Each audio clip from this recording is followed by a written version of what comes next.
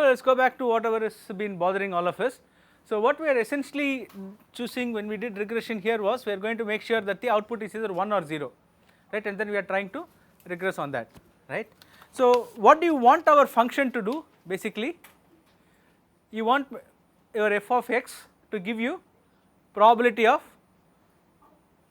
k given x, right, but then trying to do that is a little harder. So what we are going to do is we are going to look at some kind of a transformation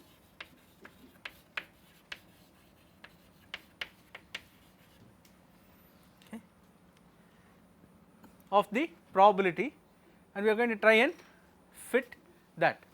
Okay.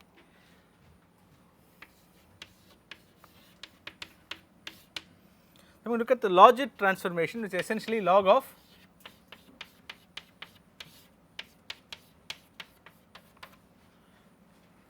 right. So if you think of p of x and 1 minus p of x, it's a probability that x is okay, let me put it this way. To make my life easier for the next few minutes, I am going to assume we are dealing with binary classification. Okay. So the class labels is either 0 or 1, okay, and p of x is essentially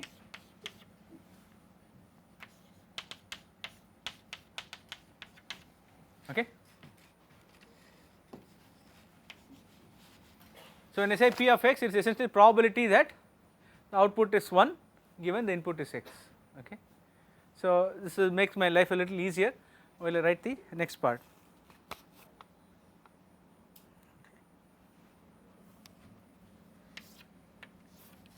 So given that p of x is the probability it is 1, what is 1 minus p of x? Probability 0, we are talking about binary classes, right. So this is sometimes called the, this is, you know what the probability of success divided by the probability of failure? Odds, right. So this is sometimes called the log odds function, okay, or the Logit function, okay. So this is essentially the transformation that we want to look at. So what I am going to do is I am going to try and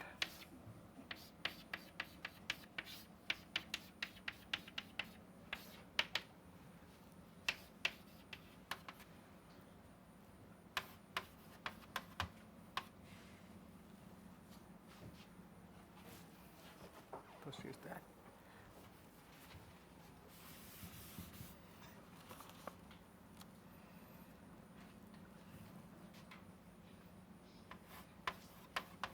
Okay, right. I am going to try and fit a linear model to the log odds. Okay.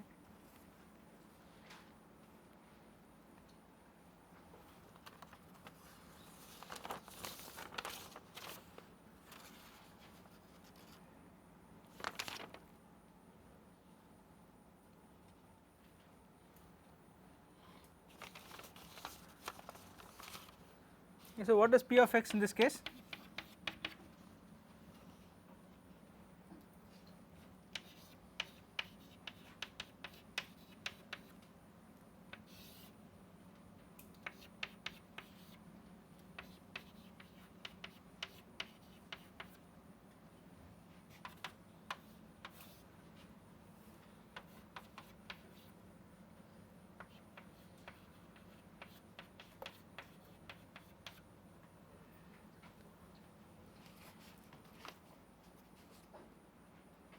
Right.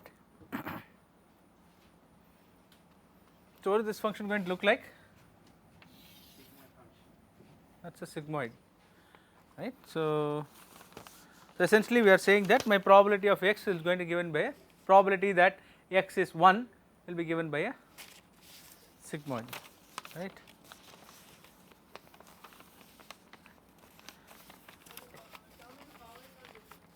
Term in the, it is not visible.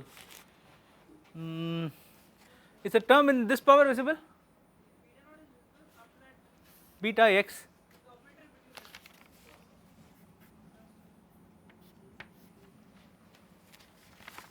Is this term visible? Okay, that is the term in the power. Okay. Except that here it is a minus before that. Okay, everyone got that? Other room things are visible? Yeah, because they are probably zooming in on this, right? Okay, fine. Great. So what do we have here? So what we do if p of x is greater than 0.5, we will output as 1. P of x is less than 0.5, we will output it as 0, right. So is it okay? Because see, even though I am doing linear regression and linear regression is unbounded, right, I am going to plug it into this expression, and therefore this will make sure that my probability is between 0 and 1, right.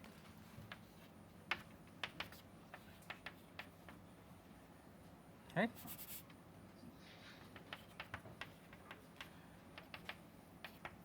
What is that point? That is 0.5.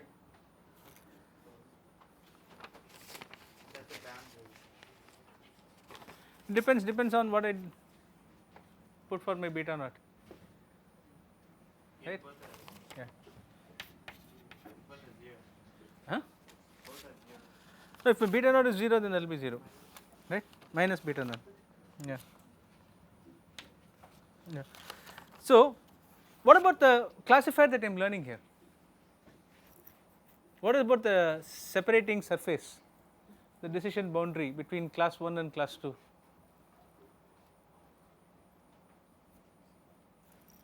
What did he say? Huh? What is that? It is complicated. Okay.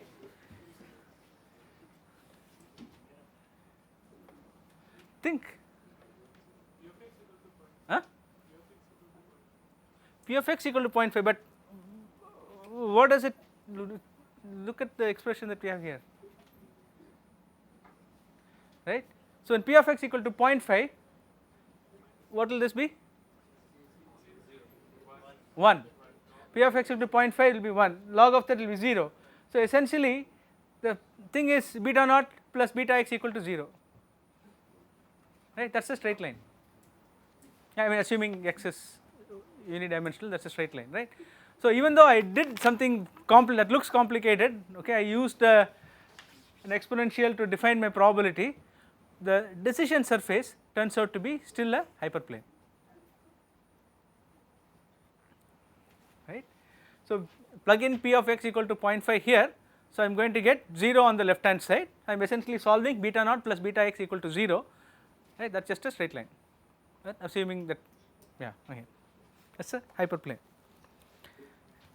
Maybe I should do the whole class in one dimension, that makes it easier for people to visualize things. Anyway, right. So one thing I should point out is that logistic regression looks simple, right, but it yields a very powerful classifier, okay, it works very well in practice, and it is used for not just for building classification surfaces, okay, but it is also used a lot in what people sometimes call sensitivity analysis, right. So they look at how each factor contributes to the output, right. So how much is each factor important in predicting the class label. So for doing that they do logistic regression, and then they look at the beta vector and figure out how much each variable is going to be contributing to the output, right. So people use that a lot. I mean of course you can use anything that we have seen for doing this kind of sensitivity analysis. I am just telling you what people use in practice, okay. So logistic regression is something that is used very widely in practice, both by machine learning folks and by statisticians. In fact when I worked with a few doctors, right, it was almost impossible to get them to accept anything else other than logistic regression as a valid classifier, right, because they were so sold on logistic regression, and with good reason, because it does work very well in practice, right. Okay, so that is for two classes.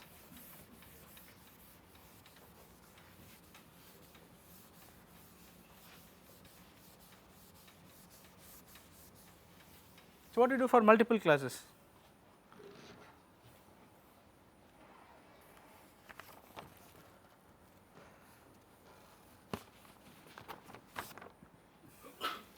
So multiple classes I am essentially going to take recourse to this form, right. I am going to say, okay, the probability that the output is class 1 given x is given by an expression like this, okay, the probability that the output is class 2 given the input is x, is given by another expression like this, where which will have a different set of beta naught and betas, right.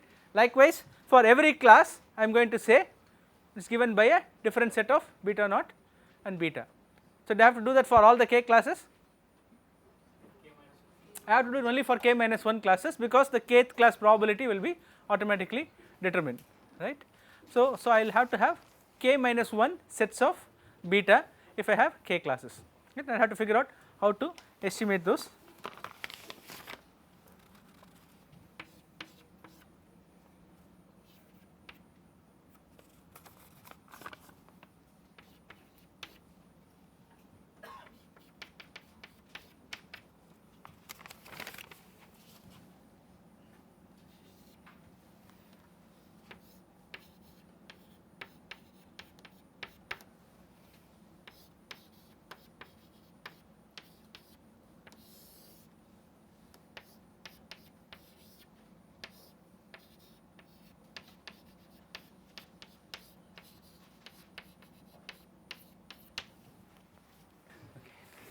Thanks.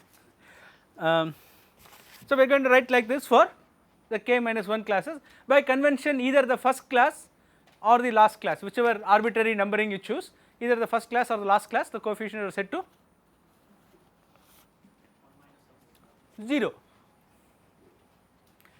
Setting the coefficient to 0 will essentially give you the answer that you want, right.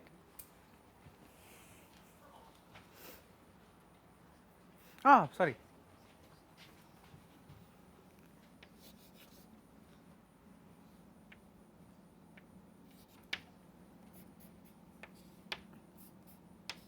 Sorry, I'm really sorry, I messed up. So this is the expression that you want, right. So for every class k, the numerator will have just that class's variables, and the denominator is going to have all of it, okay. So now you agree with me, setting it to 0 is fine. Yeah.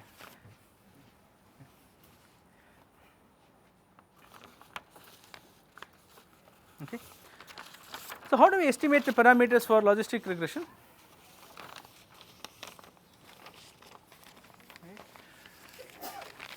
So it's a little tricky, since we are anyway trying to model directly the probabilities, right. So what we are going to try and do is maximize the likelihood, okay, of the data. So far we have always looked at some kind of error function, and we have been trying to optimize the error function. Whether it was linear regression, we looked at squared error, and then we did the optimization and so on and so forth. But here we are going to look at a slightly different criterion. We are going to optimize the likelihood of the data.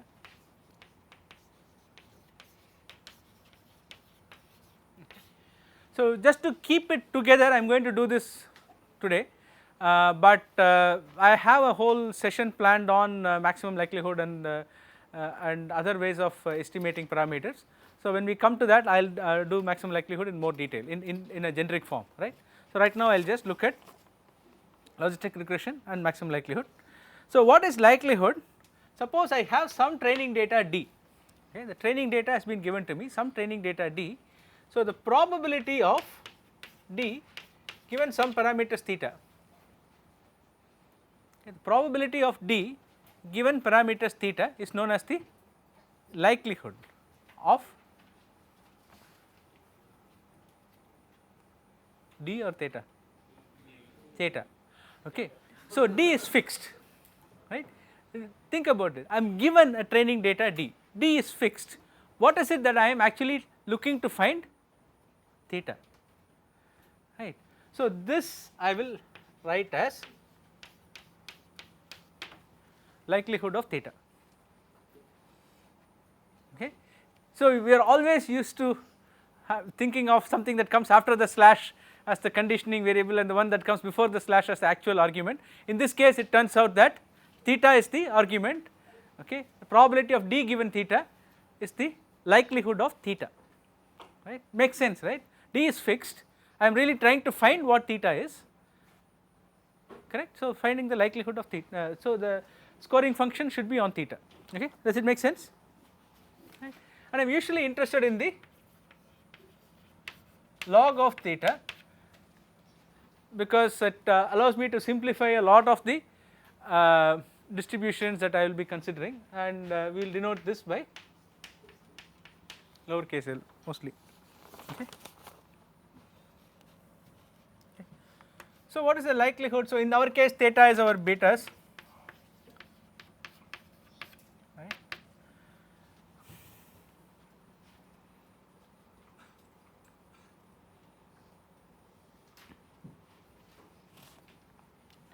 So my input, my D is going to consist of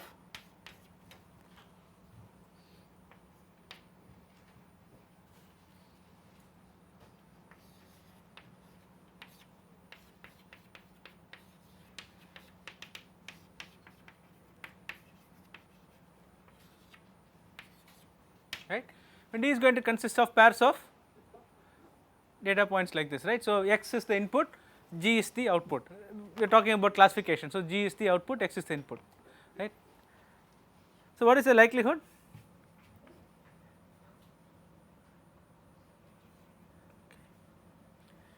So I wanted to stay in the 2 class domain for a while. So G is either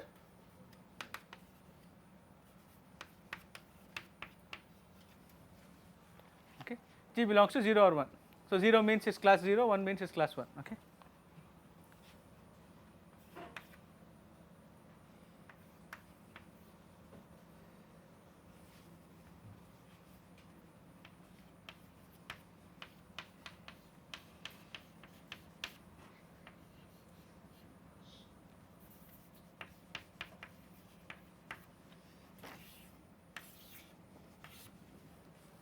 This is a funky expression written.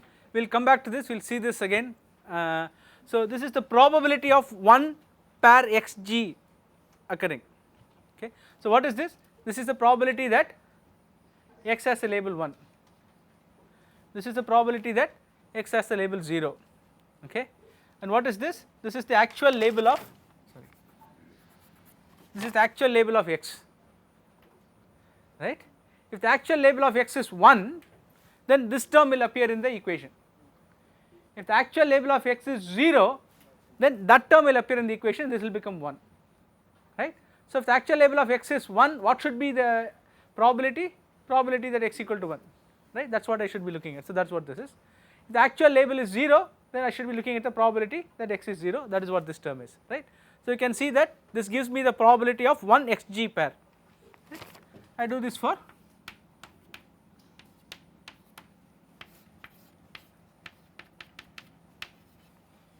all of them, assuming that they are all sampled independently, right. So because I am assuming they are independent, I can take the product. Okay. So now you know why we love logarithms, right.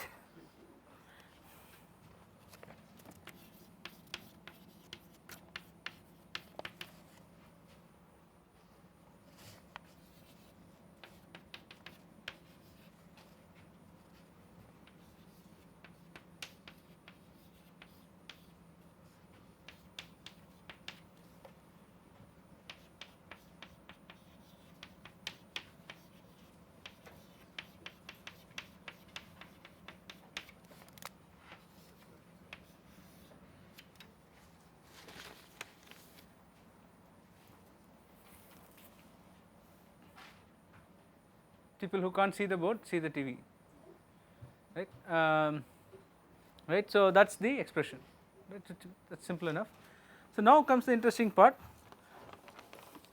We want to do what? We want to maximize likelihood, right. So we need to take the derivative of this and equate it to 0. It is fine, right, because log is a monotone transformation. We can take the derivative of the log, right, equate it to 0 and then solve for beta.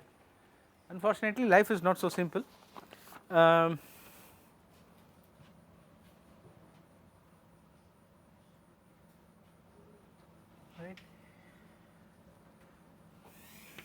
Okay, let's try and do the simplification.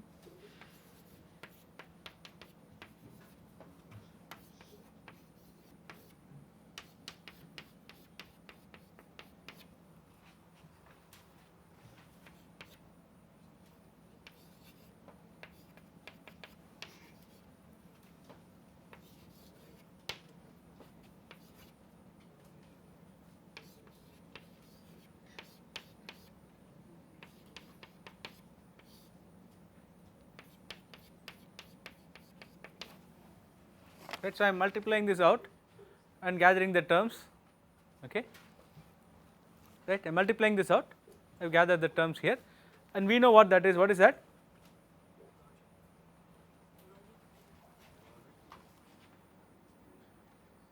Right, we already know that, so that we can insert that and simplify that there. And what about this guy?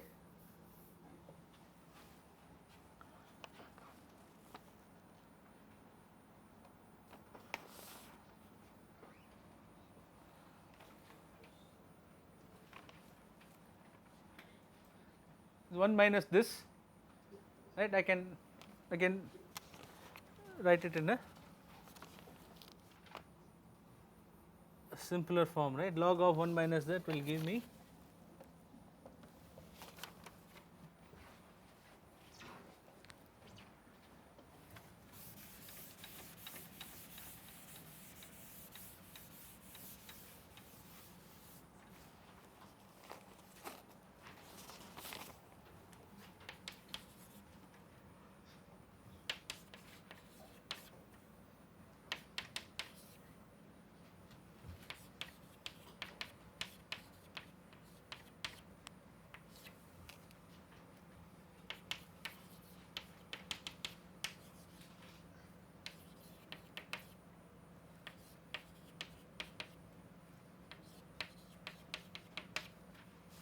okay.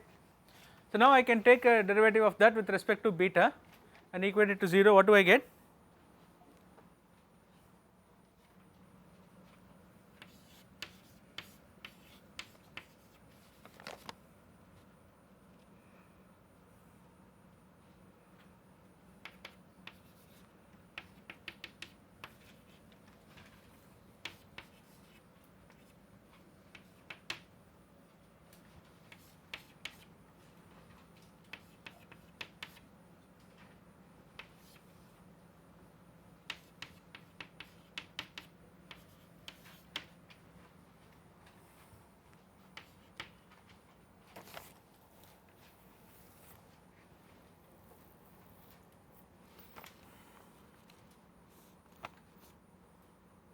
Right. So take the derivative of this term, right, you are going to end up with minus p, right. So this will go down, right, and I will get e power beta naught plus beta x as the in the numerator, right. I will get minus p times x. Since I am doing it with respect to a specific beta j, I will get xij,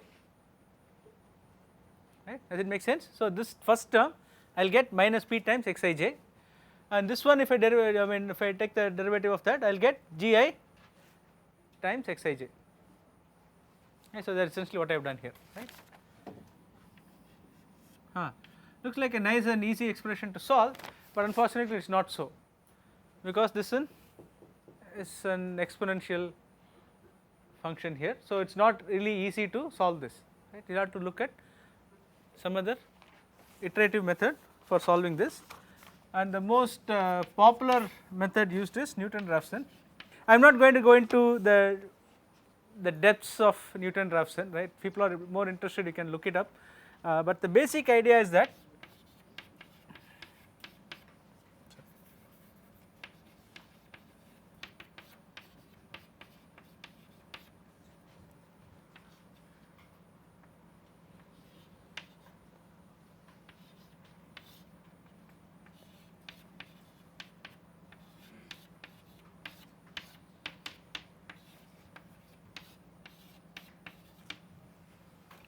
so if people, if you are more comfortable looking at it this way,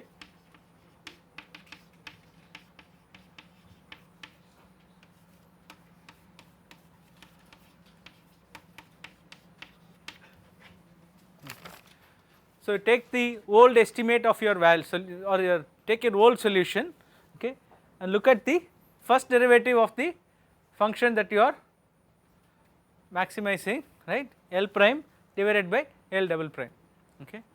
So you adjust this by that, okay. So that is essentially the basic idea behind Newton-Raphson method.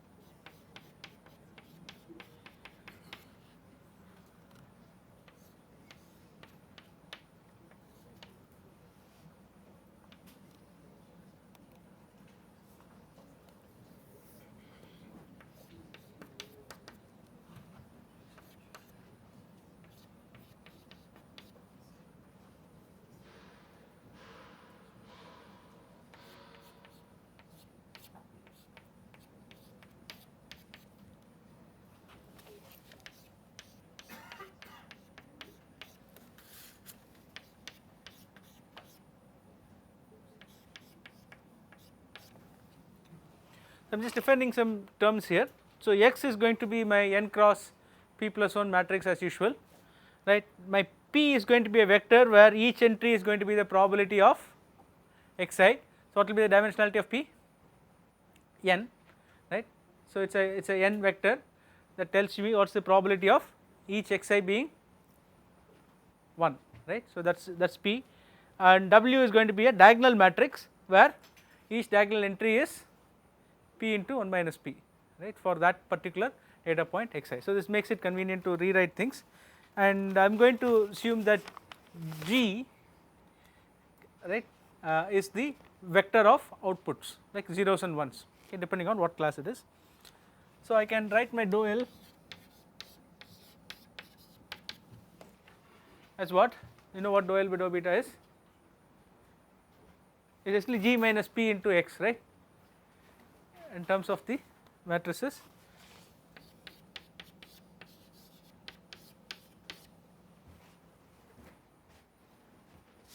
Right, so P is this vector, Y is the vectors of zeros and ones corresponding to the class label, right, and X is my input, right. So I have just basically written this in vector notation, right. So we already found the derivative, I have just rewritten it in vector notation. Does it make sense? Okay. So what about the second derivative? Right. So I am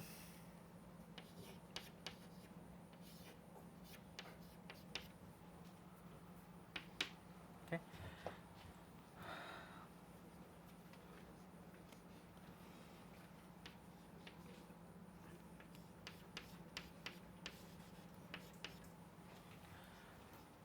So I am not going to work it out, but it is X transpose Wx, okay, and so W is essentially the diagonal matrix with these entries, okay.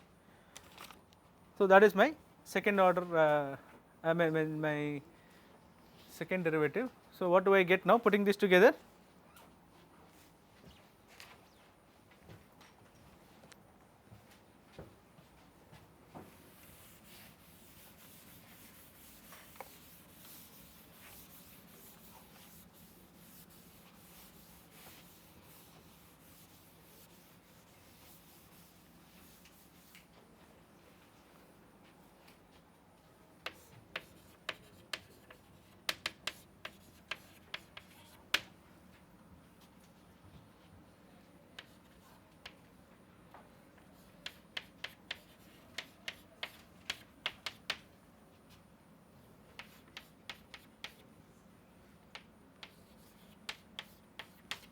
Okay.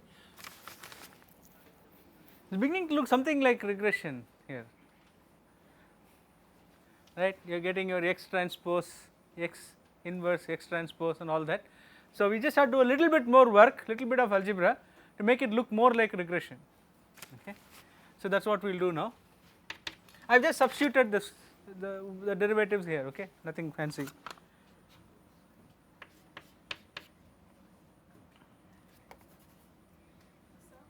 Yeah. So, okay. So we want to solve this problem, right? This is what we really want to solve. We want to solve when this becomes 0, right? So you can see the beta in here, right? No? Yes. The beta is in the P, right? So so I have erased the P off now, but so beta is in the P, right? The P is e power beta naught plus beta x divided by 1 plus e power beta naught plus beta 6. So beta is here. I really want to solve for this, right? I want to find the 0 of this function, right?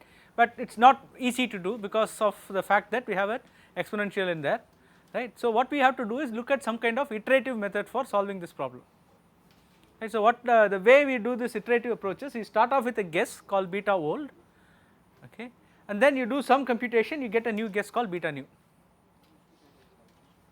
right.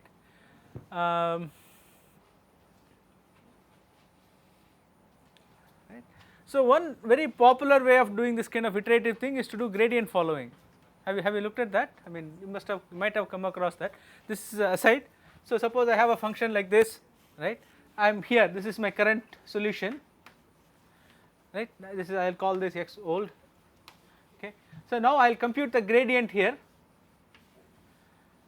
right, and I will move in the opposite direction of the gradient to find the minimum, right. So, instead of going all the way I can go a small step, that gives me the x nu, right. So, normally what you will do is you will find the gradient, try to equate it to 0 and get it, but you can do this in iterative fashion also, right, you can take small steps in the direction of the gradient.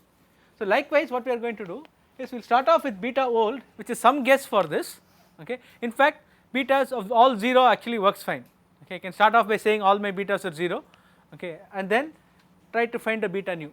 So, what I will essentially be doing is I will find, so beta 0 will put me somewhere here on the L function, right. I will find out what is the first order and the second order derivatives at this point with respect to beta, and then use that for changing my beta values, okay.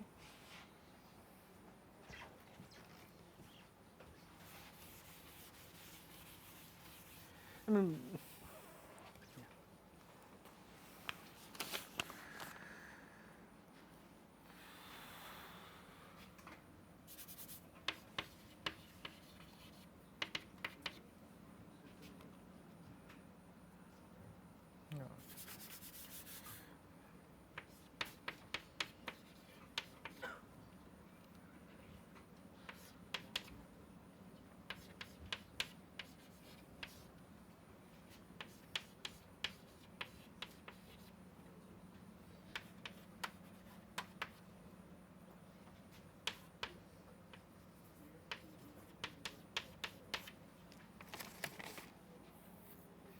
right. So, people agree with me. So, this is x transpose w x inverse, if you take the product here this will be x transpose w x, so that is just the identity, right, and I take the product here I will get x transpose w x inverse x transpose back, this is w inverse and w will get cancelled out, right. So, I have just done some algebra to get it this way.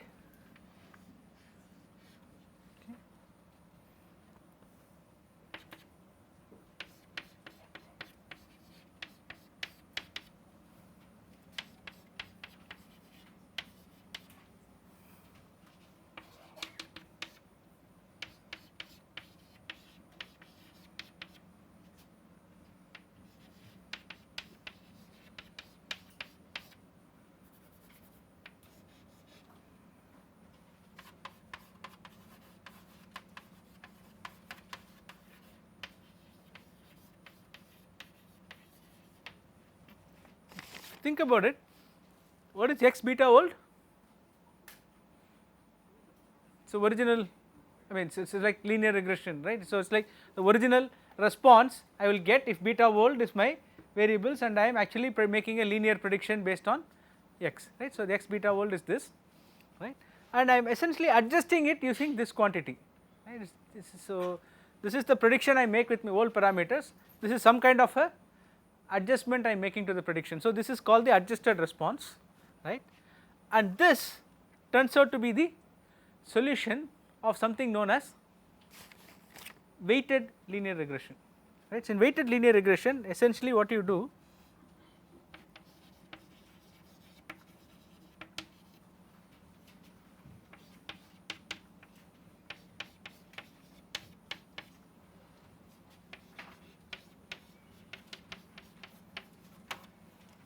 right.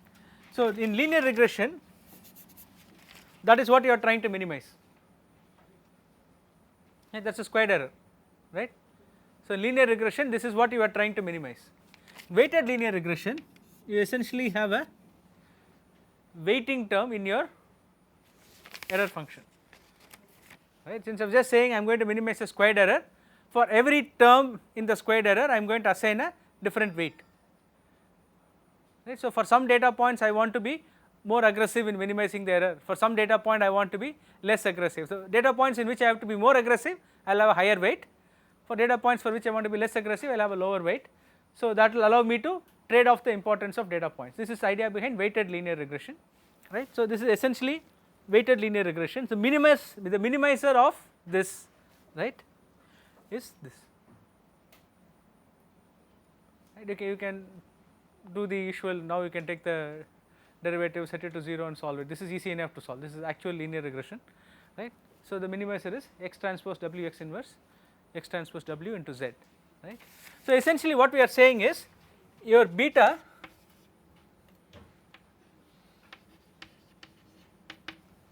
So beta nu is essentially solving a weighted linear regression or weighted least squares problem. Okay, you are solving a weighted least squares problem with this adjusted response. Okay, so this is called iterative reweighted least squares. This is a separate algorithm called iterative reweighted least squares for solving logistic regression, but all it does is essentially does Newton-Raphson. Okay. Essentially is doing Newton-Raphson, but the way the iterative reweighted least squares is described to you is, okay, start off with a guess for beta, okay, form the adjusted response. Okay. So as soon as I guess, as soon as I have a value for beta, I can find out what my p is. Okay. So g is given to me already in the data, and my w can be constructed once I know p. Right. I make a guess for beta, I construct my p, I construct my w, okay, form this adjusted response, solve this weighted least squares problem, get a new beta. Okay. Keep repeating this until my predictions are accurate enough. Okay. So that is basically this. This is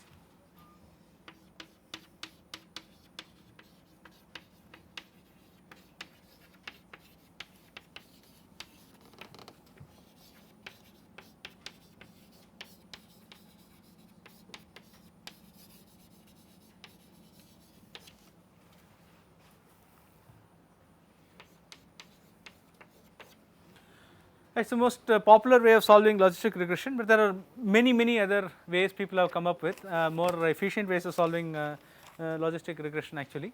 And but if you pick up any popular package like R or something, so IRLS is the base logistic regression solver that would be implemented.